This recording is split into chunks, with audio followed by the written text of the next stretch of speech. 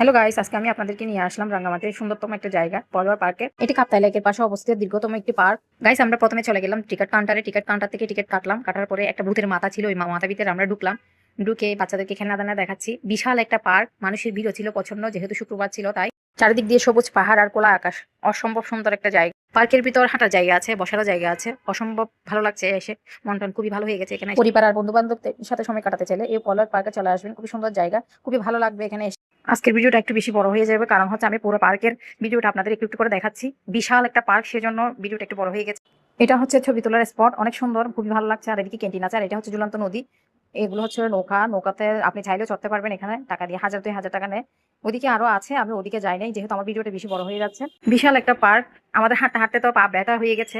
নদীটা আপনাদেরকে ভালো করে দেখাচ্ছি, কারণ হচ্ছে আমার নদীটা খুবই ভালো লাগছে।